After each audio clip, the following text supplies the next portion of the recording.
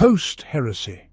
Since the culmination of the Horus heresy, the principal forces of the Death Guard have adorned their armor in hues of green plague and patinated copper. Many warriors of the Legion continue to wage war in this somber attire, though various vectoriums within the Legion have adopted other colors. The tri-lobed rune of Nurgle and the Plaguefly's sigil are prominently displayed on the Death Guard legionaries' armor, signifying their allegiance to the god of plagues and their commitment to the propagation of his pernicious contagions. Although the Death Guard aspires to disseminate diseases across the galaxy, specific theaters of war have transformed into vast breeding grounds of discord. Meanwhile, some campaigns have culminated in widespread epidemics and surges of violence, incurring substantial costs for the Imperium. In the Stygian Scrolls, the span from the 32nd millennium to the 41st millennium is denoted as the Time of Remission. This era witnessed a certain respite wherein the Imperium lost awareness of the renegades from the Eye of Terror. In real space, thousands of years elapsed, during which sightings of the Plague Marines were exceedingly rare. Concurrently, the Death Guard engaged in a series of fierce battles against former allies, an endeavor that monopolized Mortarion's attention. During the conflict against the Tzeentchian Chaos cultists of the Lost Spiral on Jakadis, Death Guard Lord Glottox unleashed his dreaded drone hive. 7,000 Phaeted bloat drones surged into battle, effortlessly dismissing the swift strikes of disc riders and burning chariots as they honed in on their target. Navigating through intense enemy fire, the drones provided cover for the cumbersome Dark Mechanicum plague bombers at their core, which deployed rot diffusion warheads on the Tzeentchian Twist Shrine, reducing it to crystalline ruins. Later, the Death Guard breached real space alongside Abaddon the Despoiler as he initiated his first Black Crusade. Their initial assault led contaminated Orc warbands toward the Ecclesiarchy Shrine world of Sanctia. Driven by a demonic hunger, the Xenos assaulted the planet's defenders, consuming them wholly. Bloated and swollen, the Orcs transformed into obese monstrosities, capable of only sluggish movement. The Adepta Sororitas exploited this, incinerating the greenskins with flamethrowers. However, Mortarion and the 7th Plague Company of the Death Guard then appeared. The Orc corpses began to explode. Each greenskin burst apart in a spray of foul fluids, and dozens of Nurglings emerged from their remains to follow their master. Sanctia succumbed to the Green Death within 20 solar hours after Mortarion's arrival, and the plague swept across the Ecclesiarchy-controlled star system. In that same year of the 41st millennium, the 2nd Plague Company engaged in battle with the Iron Hands and units of the Imperial Guard on Xavia II. As the tank war began to turn against them, the Death Guard ignited the vast chemworks of Xavia II, converting the released fumes into clouds of corrosive smog that cloaked their tanks and ate away at the hulls of their Imperial adversaries. The Death Guard swiftly crushed Xavia II. The 5th Plague Company attacked the Forge world of Takbandra, but Imperial forces managed to mount a formidable resistance. Only a single Death Guard sorcerer reached the surface of the Forge world, disappearing into the dreary surf warrens of the Underfactorums. By summoning demons through ritual sacrifice and desecration, the sorcerer conjured a vile new army. The burgeoning corruption attracted even more of their kin through the veil, their numbers multiplying exponentially. Although the initial Death Guard onslaught merely nicked the surface of this Imperial world, the pervasive doom that spread from it eventually led to Takbandra's demise.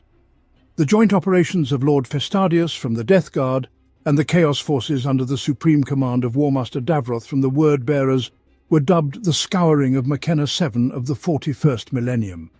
These warriors had formed an alliance during the times of the Horus heresy. Remembering the ancient comradeship, Lord Festadius offered support in exchange for rulership of Makenna VII. In the end, the world was conquered. In the year 777 of the 41st millennium, Blightmaster Usax invaded Jericho Reach during the ongoing Imperial Aculus Crusade. Travelling from one war zone to the next, Usax gathers a grim and unspeakable harvest from the dead and dying. Concocting his latest plague from these deceased corpses, Usax then releases it upon the next battlefield he attends. The remaining years of the 41st millennium are recorded in the chronicles under the name Time of Infection. From the years 813 to 830 of the 41st millennium, the Imperial war machine targeted the war world of Vrax. They aimed to reclaim the planet led by apostate Cardinal Zaphon. However, several battle squads of the Death Guard were based there, such as the Apostles of Contagion, Lords of Decay, the Purge and the Tainted. Descending into the midst of the hideous trench warfare, the Death Guard unleash virulent bioweapons upon the Imperial forces and begin a chain of events that result in a full-blown demonic invasion. The world was then declared a dead world by the Imperium, and a ban was placed on visiting it. In the year 901 of the 41st millennium, the Grey Knights attacked the Death Guard on the planet of Cornavin. They had long harboured a plan to banish Mortarion forever. The demon Primarch's might is too great, however. After Mortarion fells Supreme Grand Master Geronitan in battle, the newly appointed Supreme Grand Master Kaldor Drago is forced to work a desperate banishment ritual that hurls Mortarion's spirit into the warp for many standard years. It is a Pyrrhic victory at best, a respite that Mortarion uses to gather fresh forces and plot his next and greatest invasion of real space. In the same millennium, typhus infests Hive Pandorial with the zombie plague, departing before Imperial retribution can occur. Instead of encountering a hated and ancient enemy, the courageous men of the Astra Militarum's necromundan spiders find themselves plunging deep into the shadowed horrors of a hive city filled only with the shambling corpses. The sacred Imperial world of Calendula was attacked by Tau forces. The defenders held off the Xenos assault, armed with everything they have and faith in the Emperor. Their defense falters, however, when the world's statues weep tears of filth and their water sources turn to gelid slime. As battle rages and the body count spirals, warp rifts yawn in Calendula's depths, and the warriors of the Fourth Plague Company march out. Led by the demon known as the Eater of Lives, they crush both the Imperial and Tau forces to claim the world. At this time, Imperial Navy ships of Battlefleet Obscurus pursue an outnumbered Plague fleet. After a fierce battle, the last surviving bark of the Death Guard managed to land on the surface of the world, Anverheim. The Vectorium known as the Putrid Choir tore their way into Anverheim's polar fortress city, Jotengard, and seized the complex. Expecting a swift victory, wave after wave of Imperial forces descended upon the complex. Each was broken in turn upon the tenacious Death Guard defences. A prolonged siege developed amidst bitter snowstorms tainted by Nurglite plague spores, and as the fighting stretched into solar weeks, then months, the Putrid Choir's entropic dirge echoed endlessly across Jotengard from the fortress Vox emitters. After 3 standard years, the remaining forces retreated, leaving the world to the Plague Marines. In another part of the galaxy, on the little-known world of Paradax, a hauling barge delivering heavy ores to the Forge world of Paradax opens its ramp only to disgorge Plague Marines and fouetted bloat drones. During the firefight, the Astartes smeared diseased gore onto the machineries around them, spreading sanguous flux and corrupting the Forge world's machine spirits.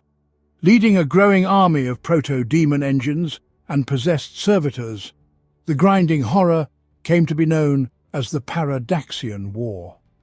On the killing fields of Vindor, the Death Guard decided to allow the last survivors of the Imperial Vindorian garrisons to flee, thus spreading Nurgle's gifts of plague.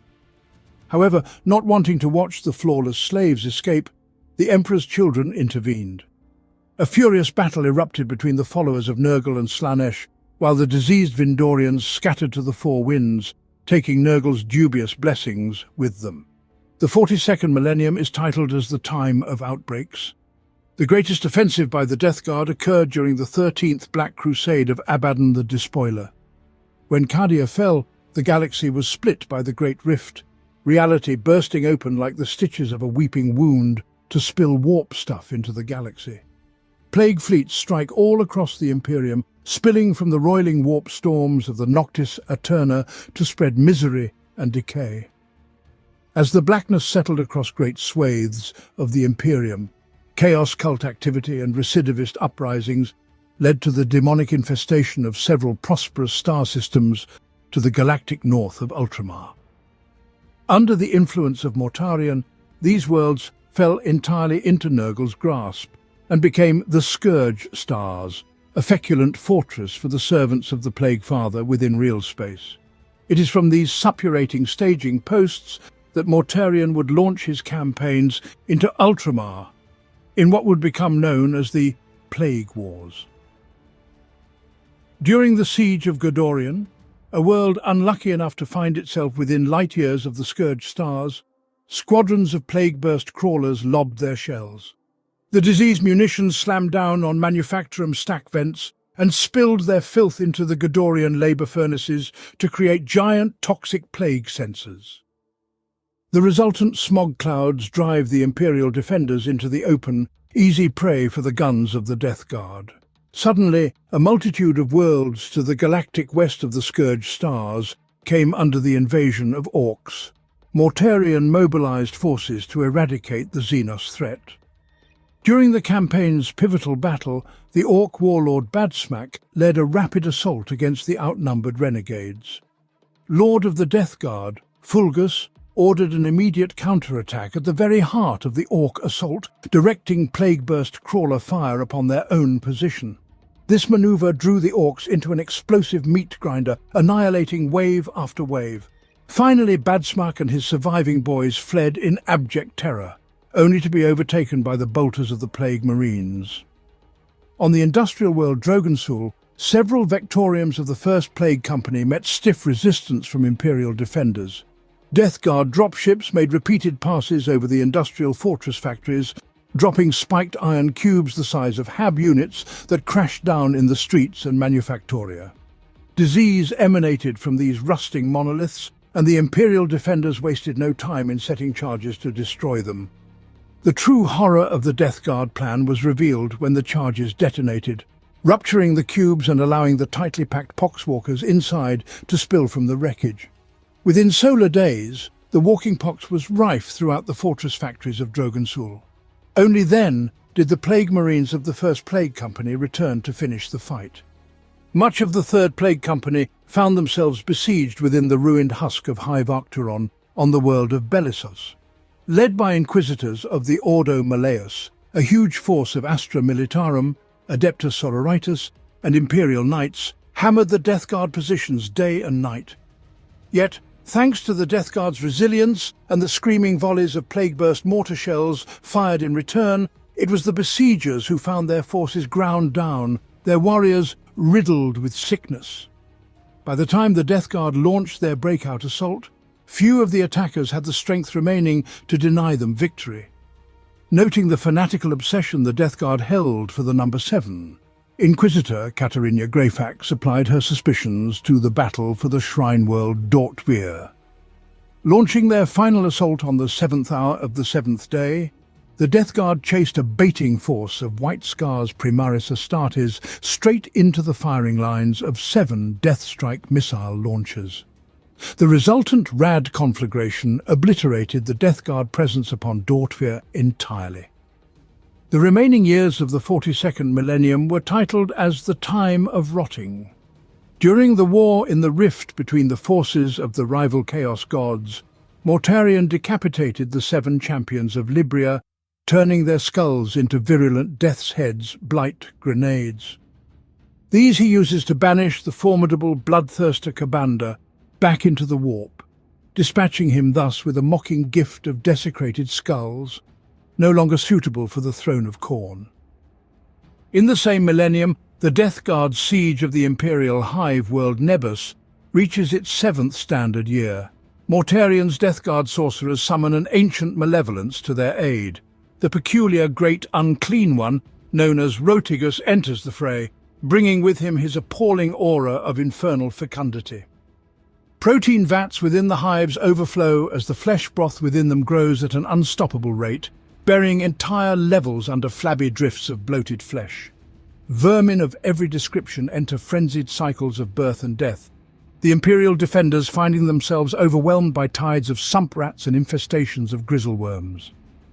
Worse still is the deluge of Nurgle, a ceaseless storm of putrid filthwater that seethes with infectious bacterial life. Before long, Nebus's arid plains transform into quagmires, then into fetid seas rising ever higher.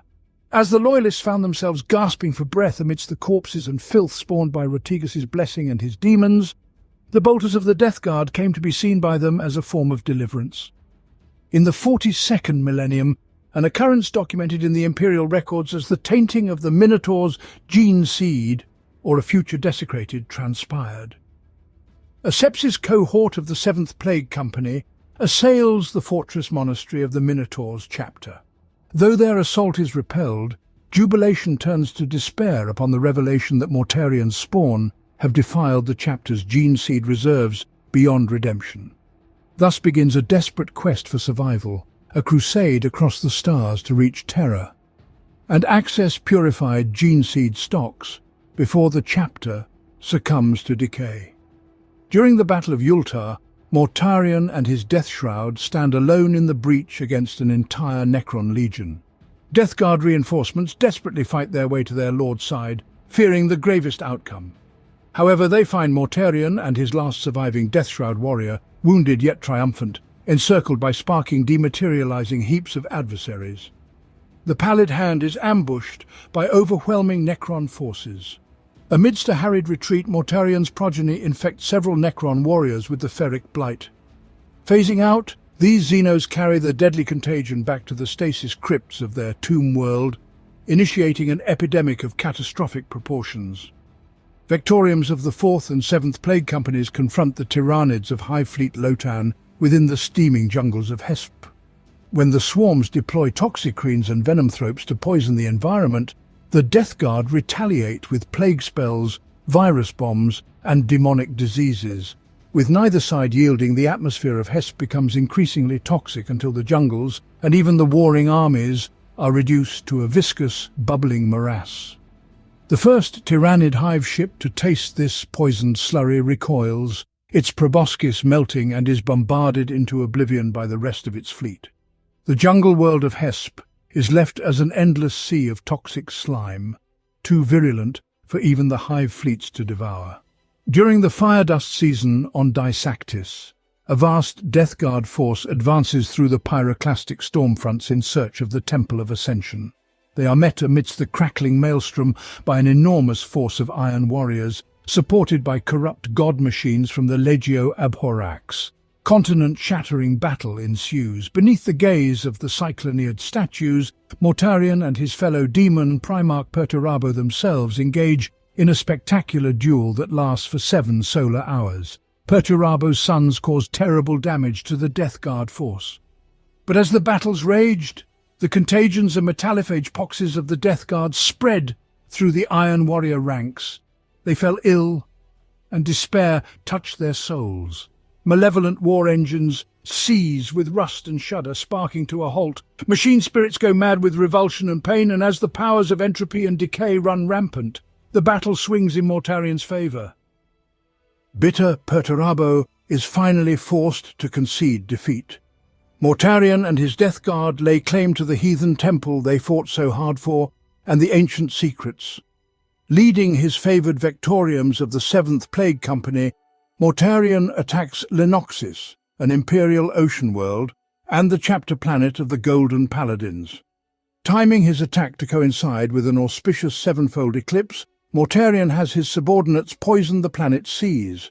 Amidst the resultant apocalypse of disease and filth-encrusted horror, the Death Lord leads his sons to absolute victory, opening up a new outbreak within the shadows of the Imperium Nihilus and spawning a dozen plague-ridden war zones in Imperial space. The attack on the Forge world Metallica was preceded by a series of ominous omens throughout the system, manifesting as Typhus the Traveller drew near to it. Securing the assistance of the disdainful Typhus the Traveller through the authority Abaddon represented, Zaid assured the Death Guard first captain that the machine's sterility Metallica represented could be swept away, replaced by the blessings of Nurgle. Typhus had his biologous putrefiers concoct a plague known as the Nemesis Worm. It represented a self-replicating Nurgle code which he intended to place at the heart of Metallica. The Chaos forces attacked from three directions: Chromid system, Alimax system, and Duralim system. In the course of a series of bloody battles, the advantage swung from the forces of Chaos to the Loyalists and back again. Eventually, Typhus managed to open a warp rift leading to Metallica itself, and the battle continued there. In the final desperate attack, Typhus had his accompanying Dark Mechanicus tech priests plunge the cocoon of the Nemesis worm into the body of the Fabricator General. Despite suffering 80% casualties, the Death Guard had achieved its objective. Anarchy ensued in the wake of the Chaos withdrawal as mutants, rogue servitors, and other malefic entities continued to roam the surface of Metallica. Located in the same sector as the Forge world Metallica, the Tri-Forge cluster had been producing components for Imperial battle tanks for millennia.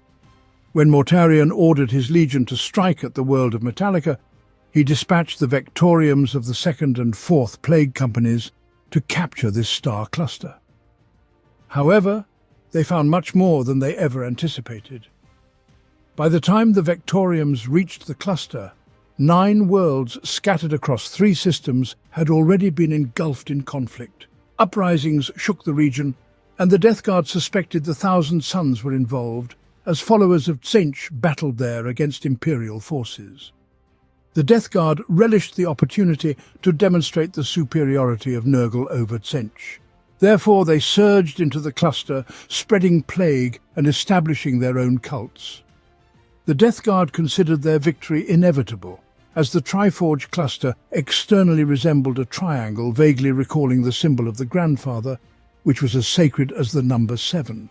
However, they soon learned that the followers of Tzeentch revered the number 9, equaling the cluster's number of worlds.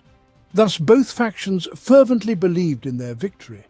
Vectoriums of the 2nd and 4th Plague Companies rushed to the defended sanctuaries, where tank components were manufactured across all 3 systems, seeking to infect them with ferric blight and desecrate them. On the planet Thrios, the Carrion Brotherhood introduced hundreds of malevolent miasmic malignifiers to transform turret production autofactories into biomechanical monstrosities. On Septios, the Sons of Glorious Decay fought with the Auric Consuls, Black Pegasi, and Nightshade Space Marine chapters for several weeks to capture 7 manufactorums, in workshops of which chassis for Chimera chassis vehicles were created.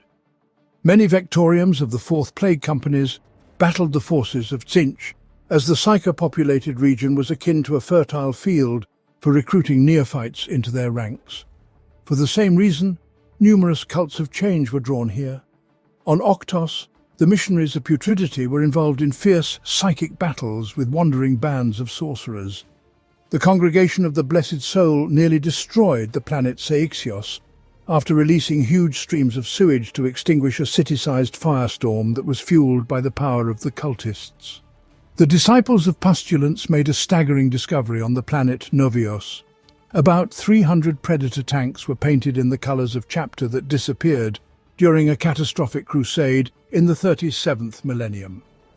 It turns out the Triforge cluster was unaware of the chapter's disappearance and continued to produce equipment. Without delay, the Death Guard commenced the defilement of their machine spirits to claim them as their own. The invading forces in Ultramar were too great, and the defenders could not resist them everywhere. In addition, Mortarion extensively utilized attacks by cultists and plague drones to deplete the Loyalist resources and undermine their morale. When Espandor and Ardium were besieged, Mortarion dispatched a supporting fleet under the command of Typhus to terrorize the outer region of Ultramar. He destroyed 3 out of the 6 main star forts controlling trade routes. On the world of IAX, a group of refugees from the Imperial Guard brought with them the corruption of Nurgle. They later transformed into plague-bearers and summoned the cohorts of Great Unclean One. At that moment, Guilliman returned. He purified the world of Ardium from the Death Guard and learned that Mortarion was using the ancient artifact known as the Hand of Darkness. Guilliman destroyed the plague engine on Ardium. Mortarion learned of Guilliman's arrival and, intending to thwart the loyalist Primarch and his reinforcements from turning the tide of the campaign, attempted to lure him into a trap. For this purpose, he began an invasion on the planet Konor, hoping to use the system as a springboard for a full-scale assault on the Ultramarines' homeworld. Although the Death Guard and their allies managed to plunder the Archaeotech Void Station and the training world of Aeronautica Imperialis, all three main planets remained in the hands of the Loyalists. The heavily damaged death world of Loebos was destroyed in an almost suicidal Imperial operation. Even with Guilliman's arrival, the intensity of attacks across Ultramar did not diminish. But reinforcements from the successor chapters and Forge worlds came to their aid. Robut Guilliman managed to seize the initiative and stop the advance of the forces of Chaos on Espandor. He intended to cut off the attackers from the Scourge Stars, from where Mortarion received practically endless reinforcements. The Ultramarines and their allies reclaimed the entire Espandor system, destroyed the plague engines, and deprived the Death Guard of a constant influx of zombie plague armies, and ultimately ousted the forces of Nurgle from the system. Guilliman personally slew the great Unclean One Karamar with the Emperor's sword. This demon would not be reborn.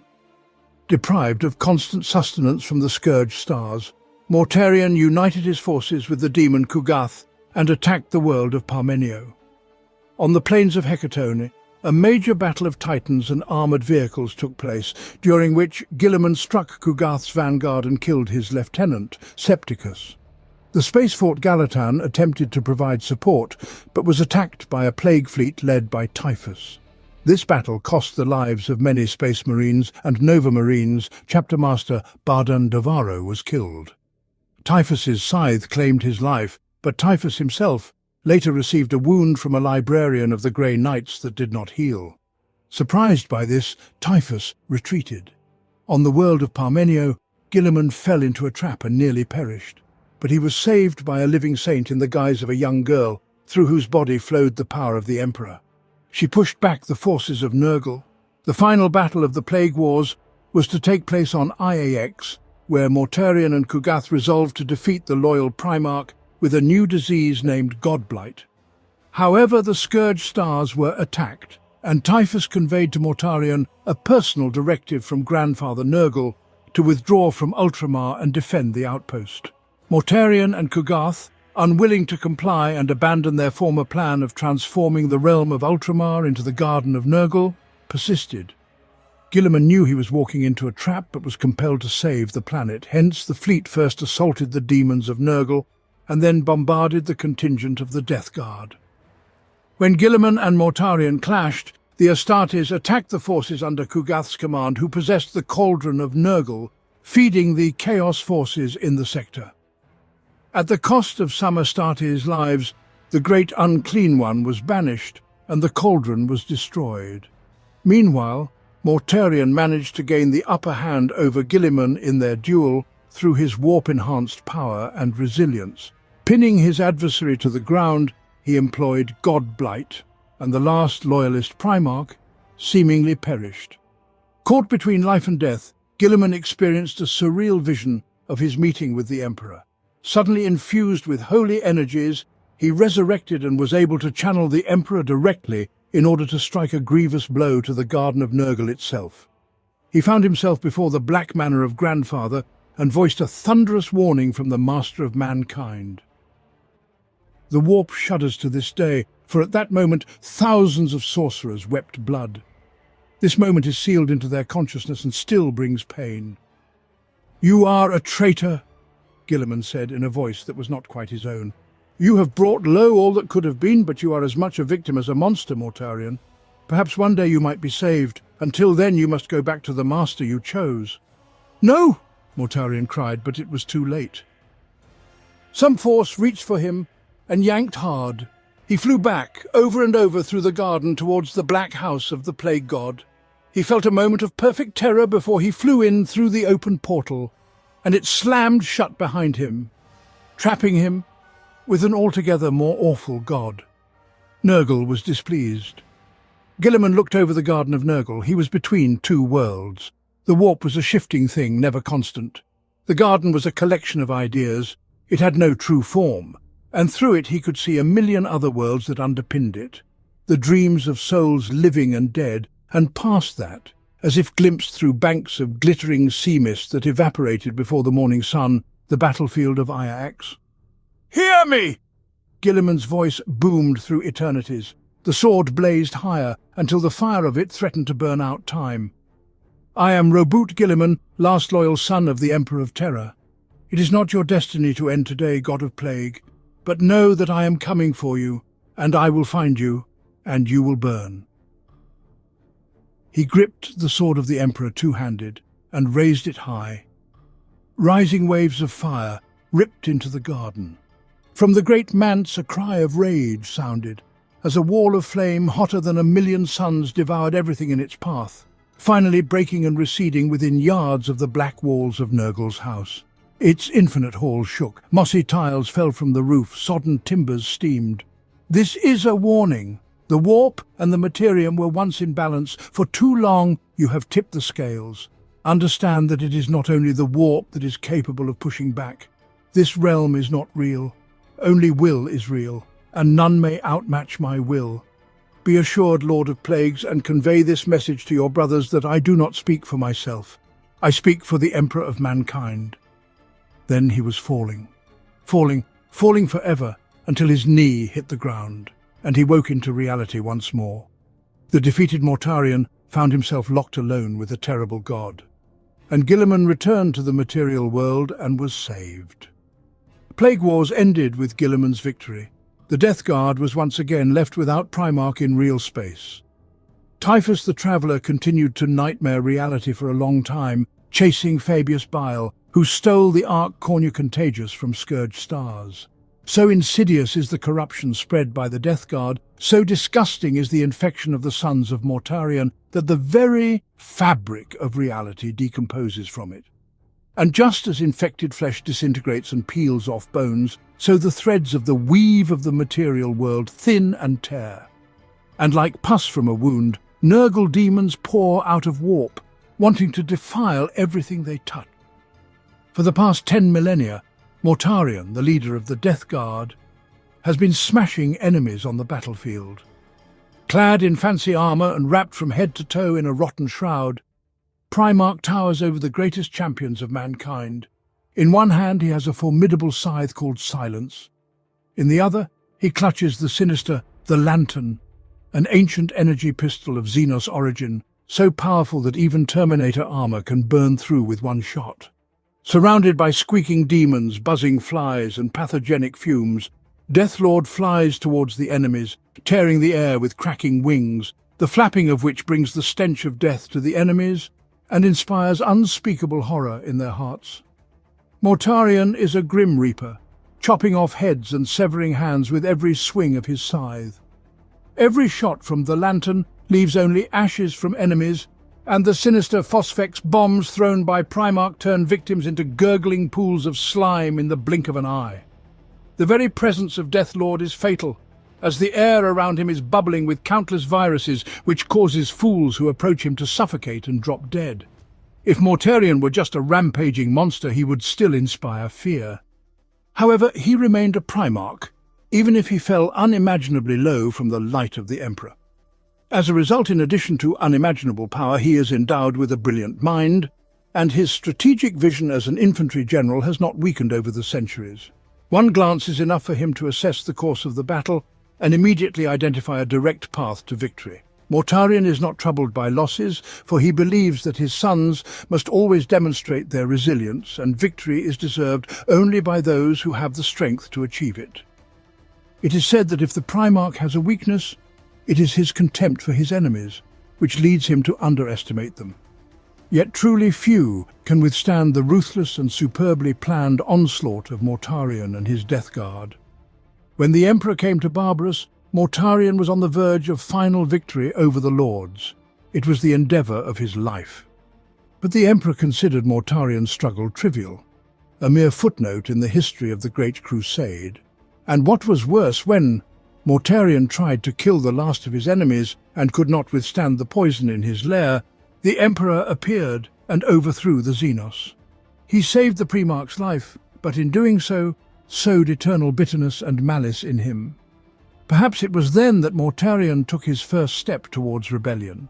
And even now, he is driven by boundless hatred for the Emperor, a rage so great that it pushed him into the harmful embrace of Nurgle. Mortarion's huge scythe is named Silence. Its twisted handle is almost as long as the demonic Primarch is tall. Despite the rust, the blade is incredibly sharp, and its large chain teeth can chew through the armor of any foot soldier. In the supernaturally powerful hands of the Death Lord, the scythe has beheaded famous heroes and cleaved tanks, gutted great demons, and even severed the legs of Reaver-class titans. There is no count to the warriors and commanders who have fallen from the Reaper's blade. It is not just its wielder's raw power or the weapon's size that makes Silence such a fearsome weapon.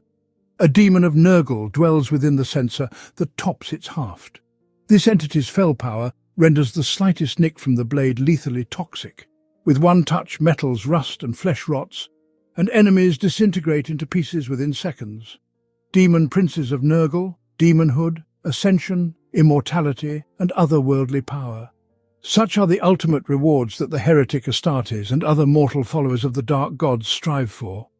They will commit any atrocity, pay any price, and even part with their immortal souls for a chance to become a demon prince.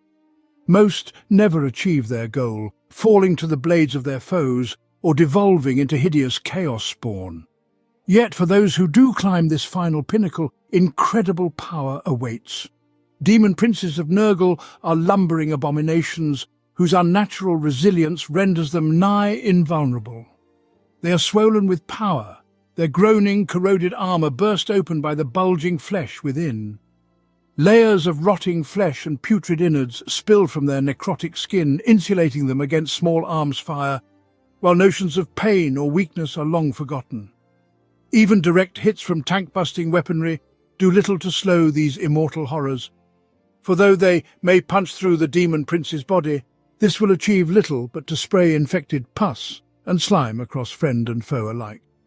Grotesque resilience is far from the only power exhibited by these ascendant beings. Demon princes of Nurgle possess the strength to lift a battle tank and hurl it through the air, while every swing of their rusted blades and putrid claws knocks enemy warriors off their feet. Many possess psychic abilities, bending the energies of the Immaterium to their will and unleashing them in the form of plague outbreaks, torrents of infectious slime, or loathsome, wasting curses. Some demon princes can even fly, with enormous insect wings or spiraling vortices of noxious fumes carrying them across the battlefield. Their bodies may exude corrosive spores and deadly viral strains, or transform into writhing hatcheries for swarms of plague flies.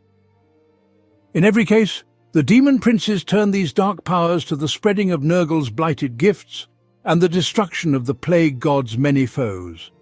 Among the ranks of the Death Guard Traitor Legion, demon princes act as warlords, leading the 14th Legion's Sepsis cohorts and Vectoriums into battle. Their followers unquestioningly obey their commands. Not only do demon princes retain their martial skill and cunning from their former lives, but they are also the living embodiments of Nurgle's favour. The Death Guard worship these beings as demigods, second only to their Primarch Mortarion.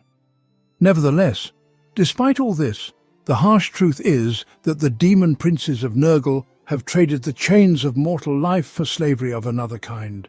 They revel in their diseased might, blind to the irony that immortality has bound them inescapably to Nurgle's will for eternity, their souls no longer their own. Typhus, lord of the Death Guard Traitor Legion's first plague company, Mortarion's second in command, and the master of the terrible plague known as the Destroyer Hive, is the most formidable of the plague fleet's commanders. Aboard his ancient ship, the Terminus Est, he carries despair and disease across the galaxy. It is known that he is truly blessed by Nurgle. For when the Death Guard was adrift in the warp, dying from the Destroyer Plague, Typhus, then known as Callus Typhon, first captain of the Legion, absorbed the entirety of the plague's power, becoming a carrier of the greatest corruption. Skin and armor fused together, and from his body grew massive tubes that belched forth noxious miasma. The bloated Typhon thus forever became Typhus, host of the Destroyer Hive. When the Death Guard retreated into the Eye of Terror after the Horus Heresy, Typhus grew disgusted with Mortarion's transformation of the Plague Planet in the image of their native world, barbarous. Believing his master had succumbed to sentimentality, Typhus set forth at the head of the cohort of Sepsis to spread the gifts of Nurgle amongst the unworthy Imperium of mankind. Mortarion exhibited rare tolerance for Typhus's departure, permitting his son, who had been disobedient to him, to leave to forge his own worth, because he would not repeat the mistakes the Emperor had made with him. From that day forth, the two maintained a tense and delicate relationship, with Typhus returning to fight under Mortarion's command when necessary, and at other times, Typhus was free to plunder wantonly within the Empire. For 10,000 standard years, Typhus has been a blight upon Imperial worlds. He unleashed Nurgle's rot upon Carandinis 7 and Protheus, instigated the pandemic on Jonah's world, and has killed millions with the Destroyer Hive. In the wake of Typhus's fleet, a virulent plague spreads, dooming its victims to a long, agonizing demise. Those who succumb to this warp disease do not remain dead, however. Their bodies are soon reanimated by the chaos infection, turning them into plague zombies whose bites spread the disease to new victims. Billions have died and been returned to undeath. Worse still, since the opening of the Great Rift during the 13th Black Crusade, the proliferating energies of chaos have mutated countless strains of the original zombie plague. Boasting infection vectors as esoteric as nightmares, groans of misery and the surrender to despair, they have created many new types of plague zombies to bedevil the Imperium, of which the most common by far are the leering, moaning poxwalkers. Terminus Est is considered the most fearsome ship in service of the Death Guard's plague fleets. This abominable monster is akin to a patch of Nurgle's realm, drifting among the stars and spreading death and sorrow everywhere. Originally, Terminus Est was a formidable strike carrier, created during the times of the Great Crusade. It was one of the most dangerous ships in the Death Guard's arsenal prior to the heresy. During the betrayal at Istvan V, it destroyed the Raven Guard flagship, Shadow of the Emperor. When Nurgle marked the entire Death Guard, he blessed not only the Space Marines themselves, but also their ships and machinery with his horrific gifts. The once proud starship became a grotesque abomination, a rotting behemoth covered in filth, disfigured beyond recognition with pulsating biomechanical growths. The miasmas and plague flies bursting from within the ship defile even the void itself. It is said that mortals would sicken and die from the mere sight of Terminus Est. Death Guard Lords are the Chaos Lords, who hold positions of command throughout the Traitor Legion's ranks. Through mighty deeds of destruction, corruption and endurance, they prove their right to rule. As with all aspects of the Death Guard, Mortarion has maintained an iron grip upon the doctrines and dispositions of his champions. He expects even his most gifted sons to choose the path that best suits their talents and then to adhere to it strictly. Mortarion ensures that even as the Lords of the Death Guard earn the favour of Nurgle and advance on their path to glory, they continue to align with the pragmatic infantry-based tactics of their warriors. In line with this philosophy, Mortarion instituted the mantles of corruption, which have, over the millennia, become imbued with formidable power and menace. The strategies and armaments associated with each are as unmistakably identifiable as the revolting signs of Nurgle's most dreadful plagues. The most aggressive and combative Lords of the Death Guard assume the mantle of contagion. Lords of Contagion stride into battle clad in filth-encrusted cataphractii Terminator armor, brandishing either snarl-toothed axes taller than a man or two-handed scythes capable of cleaving through their adversaries. They favor direct strategies that lack cunning or subtlety and are belligerent commanders, deeply confident in their followers' capacity to withstand the gravest attacks from the enemy and still emerge victorious. They epitomize the rapidly spreading plague that rampages through a populace, indiscriminately killing and leaving behind heaps of casualties. Lords of Poxes prefer to spread airborne diseases and to wear down the enemy through relentless attritional warfare. Lords of Virulence excel in mass bombardment, crushing their foes with intense firepower and decimating their ranks as a deadly infection overwhelms its host. Some mantles of corruption are donned only rarely, generally awarded to individuals of true giftedness. These include the mantles of parasitism, withering and flux. Rumours suggest the existence of another mantle, one that remains unworn, which transforms its bearer into an avatar of pure, devastating entropy. Death Guard Sorcerer. By channeling the energies of the warp, the sorcerers of the Death Guard invoke the vile blessings of Nurgle on friend and foe alike. Debilitating plagues weaken their enemies, causing bones to decay and splinter, and muscle to dissolve into reddish-brown sludge. Grotesque spells hide the Death Guard from view amid swarms of coarse black flies, or alternatively, inflate their putrid bodies with unnatural strength and fecund toughness. Demonic pestilences are unleashed that ravage through enemy lines like an uncontrollable blaze, while the very battlefield degenerates into decay and desolation, fortifications collapsing as ethereal parasites burrow into their base. Furthermore, many Death Guard sorcerers wield the malign energy of Nurgle with such potency that they spew out masses of corruption and ectoplasm from their gaping maws in such volumes that foes are literally drowned in streams of decay. Such power instills terror, yet Mortarion and many of his mightiest champions only regard the sorcerers with disdain.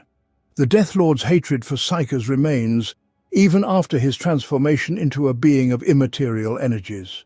And though a Primarch would not reject the very gifts that Nurgle bestows upon his sons, he is still not obliged to rejoice in them. However, the sorcerers of the Death Guard seem to pay no mind to the disdain of their brethren and thrive within the Legion, much like a disease in an unwitting victim. Some delight in subjugating their less gifted brothers, while others form shamanic sects and nurture cults of mortal servants to enact their will. Over centuries, the sorcerers of the Death Guard have devised a multitude of whimsical names for their congregations based on the powers they wield.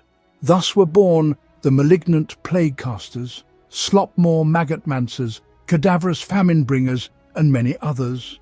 The Lords of the Death Guard recognize the usefulness of sorcerers as living weapons. Some even allow them to a certain extent to command them, sifting through their half-mad babble for essential information. However, sorcerers are rarely valued or respected, and thus they usually remain outcasts among their brothers. An exception to this rule is the Vectoriums of the Fourth Plague Company. For there reigns the Eater of Lives, an ancient entity that values psykers for their ability to harness the powers of the warp and summon hordes of demons to the battlefield. Hence, it considers that they should command in place of the Lords. Malignant plague-casters fill the air with poisonous vapours. With each bubbling breath they draw in full lungs of contagious vapours from the gardens of Nurgle, the festering realm of the plague god in the warp, then exhale them along with phlegm, disintegrating a man to bones in a single heartbeat. Potent Death Guard. Sorcerers, these vile psykers are warped, rotted from their pallid, fly-blown skin to their ever-churning innards. They have bargained away what remained of their souls in exchange for Nurgle's blessings, and have been gifted with the ability to channel the malaise of the plague god's realm. The bloated bodies of malignant plague-casters have become living conduits for the garden of Nurgle's toxic miasmas. Flesh-eating spore clouds, droning plague flies, vomitous mists, and plague-laden corpse gas roil within the plague-casters' guts, at times straining their skin to the bursting point. With retching exhalations, the plague-casters blow these lethal clouds across the battlefield. Around a plague-caster, warriors collapse, choking upon their own rotting lungs even as their flesh blackens and liquefies. Armour corrodes and weapons malfunction as they are eaten away. Even sealed fortifications offer no protection. Noxious Blightbringers announce the presence of their coming with the warped tolling of monstrous bells. With every dolorous peal, splinters of madness and despair are driven into the minds of the foe, an ague of the soul leeching their vitality and leaving them nigh catatonic in the face of death. Noxious Blightbringers announce the presence of their coming with the warped tolling of monstrous bells. With every dolorous toll, Splinters of madness and despair are hammered into the minds of the adversaries, igniting a fever of the soul that leeches away their vitality, leaving them nearly catatonic in the face of mortality. As heralds of disease and misery, noxious Blightbringers tread solemnly ahead of the Death Guard's advance. They herald the arrival of Mortarion's progeny through the ringing of their rusted toxins of woe, gargantuan bells forged in hell whose echoes resound through both reality and the warp. The quintessential role of the noxious Blightbringers is to engender dismay and frailty within the enemy's ranks. The cacophony from their chiming bells propels waves of entropy across the battlefield, assailing not merely the foe's bodily senses, but their very souls. Nurgle's blessings materialize wherever the toxin's waves strike, each resounding clang gradually wearing the enemy down further, disseminating illness and decay.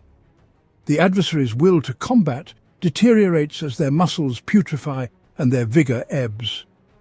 Faith and conviction become riddled with fissures of uncertainty. Bones and internal organs quiver and assume a greenish hue from budding growths. In close quarters, the empiric tolls emanating from the noxious Blightbringers torture enemy psychers. These unfortunate souls must wrestle not only with the forceful waves that endeavour to overpower their meticulously honed skills, but also with the corruption of the very powers they command. Voracious warp maggots emerge into existence within the minds of any psyker demonstrating frailty, eagerly gnawing at their new host's sanity until the victim descends into irrevocable lunacy. Whereas the tolling of the toxins corrodes the spirits of the Death Guard's foes, it infuses the Legion's own warriors with renewed vitality. Where they follow the noxious Blightbringers into battle, Mortarion's offspring advance with a vigour that belies their decaying mass, their rusted articulations screeching and innards oscillating as they charge into combat. Being endowed with a toxin of misery represents a significant honour, conferred directly by Mortarion himself upon only the most merciless and depraved of his offspring. Formidable combatants in their own right, each noxious Blightbringer becomes a living ulcer that delights in the proliferation of plagues and despair.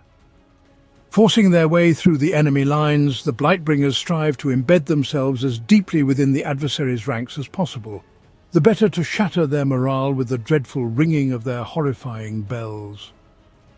Every plague company of the Death Guard includes noxious Blightbringers within its composition, but they are particularly prominent in the Vectoriums of the Third Plague Company. Such warbands as the Putrid Choir or the Dolorous Gnaw seldom embark upon the battlefield devoid of the presence of 2 or 3 noxious Blightbringers to herald their advance into combat, while the commanding Lord Gothax the Morose is distinguished for his insistence on being perpetually accompanied by a sombre retinue of 7 Blightbringers. In the laborious sieges and brutal meat grinders favoured by the Third Plague Company, the entropic shockwaves generated by the toxins of misery prove to be exceedingly valuable. These sinister instruments erode the morale of the adversary, even while they fortify the Death Guard, guaranteeing that when one faction ultimately succumbs, it is not the progeny of Mortarion. Nestled deep within the bale swamps of the Plague Planet resides the Peel Yard. This citadel manufactory is inundated with a perpetual din, for it serves as the smithy where the bells, recognized as the toxins of misery utilized by the Death Guard's noxious Blightbringers, are crafted. The Peel Yard occupies an interstice, situated on the very brink of the warp. Within its confines, monotonous demon smiths sculpt the accursed bells from the wails of expiring psychers, infusing them with runes of madness and misery, under the vigilant supervision of Lord Gothax's toll guard, the foul Blightspawn. A noxious odour pervades the air surrounding the foul Blightspawn, his corruption causing the very atmosphere to coagulate. Breath wheezes through pus-coated tubes as he manipulates the corroded crank of his malevolent churn, his bellows emitting laboured gasps and plague slop churning in the incubatum affixed to his rear. Certain adversaries gaze in perplexity at this bizarre spectacle. Others elect to unleash their firepower upon the Blightspawn, their projectiles ricocheting off his armour or harmlessly perforating his decayed flesh, emitting sprays of effluence.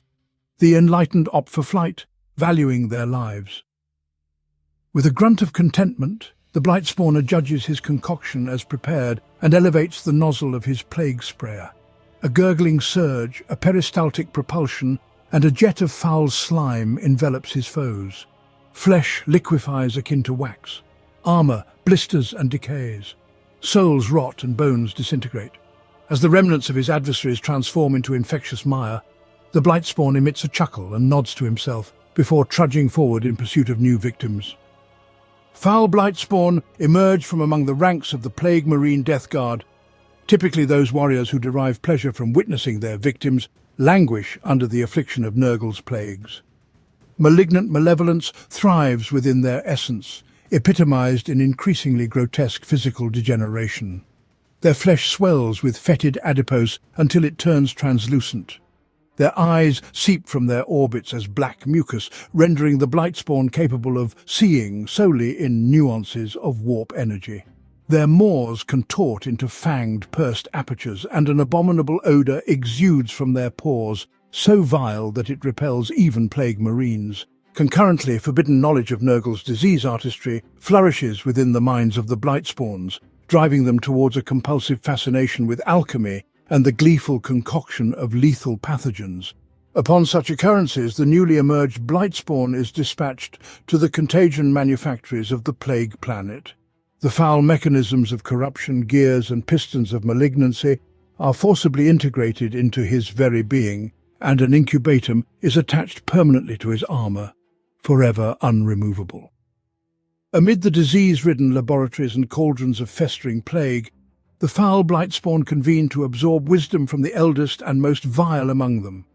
These entities, so engorged with decay, have become rooted within the plague manufactories, resembling grotesque, toxic fungi. Sub-factions form around these repugnant figures, dedicating themselves with fanatical zeal to cultivating the ultimate contagions as offerings to the plague god himself. When the foul Blightspawn return to their vectoriums, they carry with them their dreadful alchemical knowledge. Enclosed within their incubatums are vials of their most recent and exquisite creations, poised for release. Fortunately, the battlefields of real space abound with subjects ripe for experimentation. Blight grenades, explosive devices that, upon detonation, release shards contaminated by rot, pestilential spores and septic mucilage, bringing diseases and horror to the enemy. The most fearsome weapons of this kind are the Death Head of Nurgle, which consist of decaying skulls created by the vile, foul Blightspawn, in homage to the projectiles hurled by Nurgle's own plague drones. The cacophony of each explosion serves as a prayer in honor of the Grandfather. Biologus Putrefiers. The principal endeavor of the Death Guard is to disperse Nurgle's abundant blessings throughout every corner of real space. The Biologus Putrefiers play a crucial role in this process, for they are the ones who refine the virulent effluent concocted by the foul Blightspawn, enhancing its potency to its peak. Biologus Putrefiers are marked by a singular mutation: lidless, milk-white eyes that burgeon like cysts hidden beneath their skin. Termed oculobes, the stare of these abominable orbs can pierce through armor, flesh and bone to discern every subtlety of an infection's proliferation within a living host. Putrefiers raspingly relay their findings to bustling menials and prancing demonic clerks, who fill ancient tomes of rotting parchment with prescribed knowledge. Driven by a compulsive need to refine their plague concoctions to perfection, Biologus Putrefiers actively partake in disseminating contagion across the battlefield. Hanging from their backs are arrays of blight grenades, teeming with the latest breeds of deadly plagues birthed from the disease forges. Death's heads ooze vile mucus. Brittle glass alembics are alive with simmering liquids and virulent gases. With every motion, these flasks and vials jostle and clink against one another, threatening to break and release their poisonous cargoes. As the tumult of combat unfolds around them, the Putrefiers encourage their brethren, the Plague Marines, to pluck blight grenades from their holdings like overripe fruit and hurl them at the enemy formation. With each barrage of thrown explosives, the epidemic widens, the Biologus Putrefiers observing each detail as if through their oculobes in slow motion. Yet mere observation is not their purpose. Samples must be collected and experiments must be conducted. This is the moment the injector pistols come into play. Striding into the midst of their disoriented enemies, the Biologus Putrefiers select the most intriguing targets to assail. Some aim for the most resilient adversaries on the battlefield. Others prioritize the most susceptible to infection, the bravest, the swiftest, or those who meet whatever esoteric criteria they deem necessary for their experimental subjects. Once their victims are chosen, the biologous putrefiers engage. They target vulnerable spots such as unprotected flesh, gaps in armor, and eyepieces with their injector pistols before injecting a concentrated dose of corruption into the target's body. The outcomes are almost always dramatic, with victims either erupting in explosive boils, dissolving into shrieking ooze, expelling dense clouds of flies, or exhibiting countless other disgusting and, thankfully, fatal manifestations. Those specimens whose demises are particularly intriguing are impaled with the injector pistols once more, this time to extract whatever festering vile substance now substitutes their blood to be analyzed later. The adversaries who comprehend the menace posed by the biologous putrefiers endeavor to eliminate them rapidly. Yet, even this might lead to their downfall, for if a putrefier suffers a hit from enough firepower or a sufficiently potent strike, the assault may rupture his assortment of blight grenades, unleashing their lethal payload in a noxious cloud that kills any in the vicinity not protected by Nurgle's blessings. The pestilence labs on the plague planet are as swollen and decayed as the entities that roam their corridors. They are extensive horrors of churning pipes, frothing tanks, spewing smokestacks, and oxidized cages filled with test subjects and living components. Their enormity is such that the masters, the foul blightspawn and biologous putrefiers, have partitioned them into virtual domains, each under the tyranny of the blightspawn elders rotting at their core. Millions of mortal chaos cultists inhabit these facilities, rushing to fulfill the commands of their grotesque lords and venerating the plague marines as demigods of Nurgle, even as they gradually succumb to sickness and death. Dedicated to concocting the maladies favoured by their ruling elders, these deranged zealots clothed in rags frequently clash in sectarian conflicts through the smoke-filled corridors and concoction chambers, much to the delight of their Death Guard overseers. Sinister cloaked entities, the plague surgeons glide through the chaos of battle like malevolent wraiths of demise. They were once apothecaries of the Death Guard who offered healing and absolution. Corruption by chaos twisted their fellowship, turning them into the dark nemeses of their former selves. The unnatural durability bestowed upon Mortarion's progeny diminishes the need for traditional medical interventions. Flesh injuries close with lumpy growths and congealed pus, while any harm severe enough to incapacitate one of the Death Guard is typically so devastating that no amount of stitching or surgery could mend them. Instead, the plague surgeons attend to the health of the maladies that their brethren bear within their decaying forms. Like doting progenitors, these plague surgeons extend every effort in nurturing all progeny of Nurgle. Their bodies serve as breeding grounds for every variant of pathogen and viral agent, their very flesh and sanguine fluids willingly sacrificed as living havens for these sinister offspring. Consequently, the mere contact with a plague surgeon is profoundly infectious, each exhalation teeming with spores, warp-spawn bacilli and demon particles.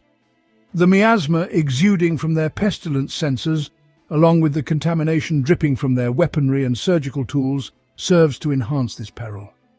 Any adversary brash enough to confront a plague surgeon in battle will soon find themselves infested with empiric contagions.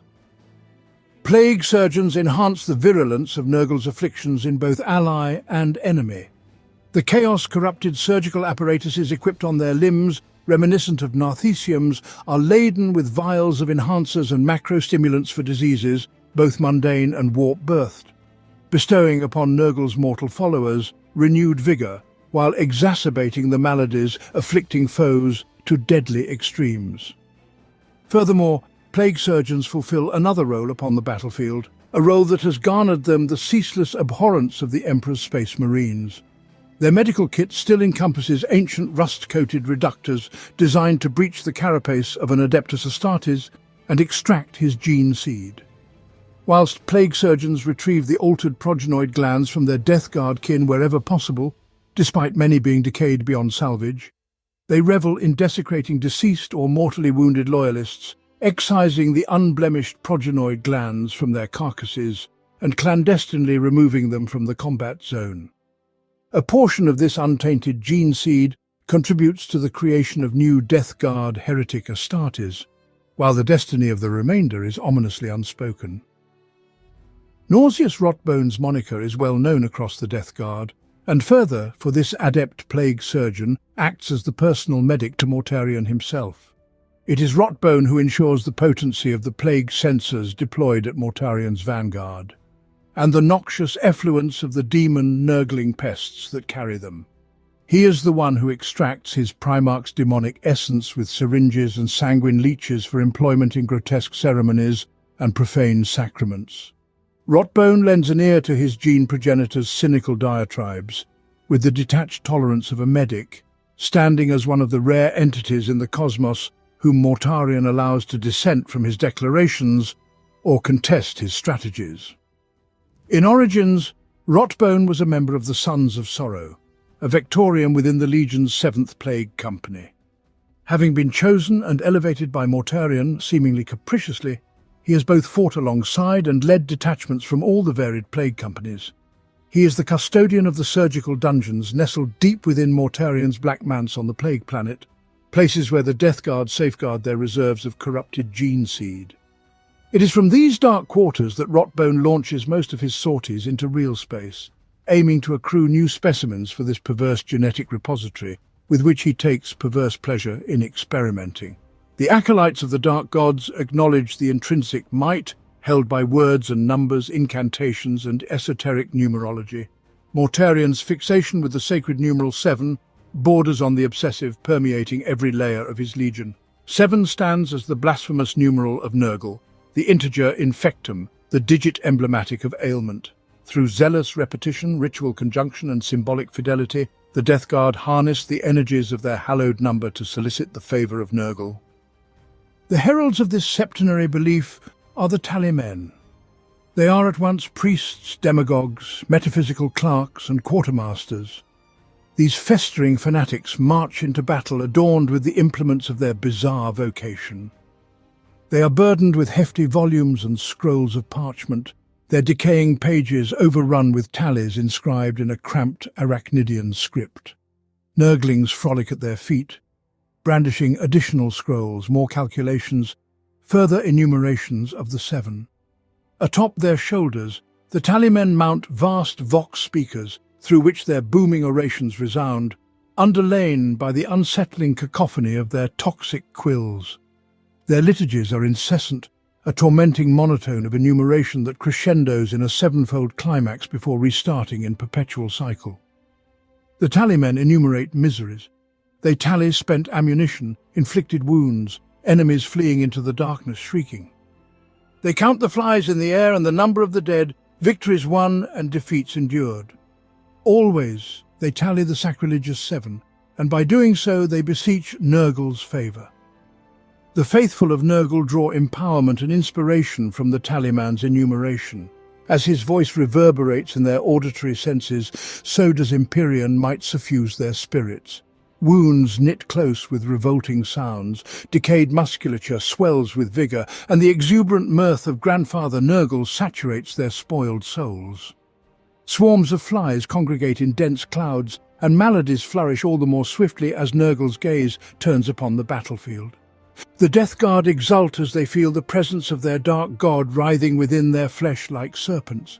On the battlefield, the Tallymen are vociferous horrors, yet outside the theatre of war, their order is reclusive and enigmatic. Ages ago, Mortarion entrusted them with the numeric codes needed to unseal the concealed chambers where the Death Guard store their most fearsome viral armaments, warp-born plagues capable of erasing entire planets from existence.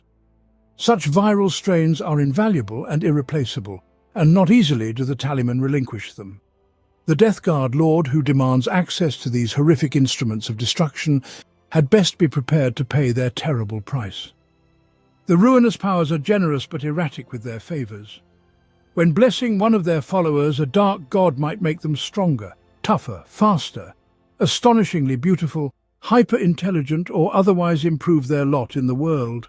Just as likely, however, the Chaos God may feel their loyal subject would benefit from their toes falling off, having an eye sprout in their navel, or being transformed into a dribbling and imbecilic mountain of flesh.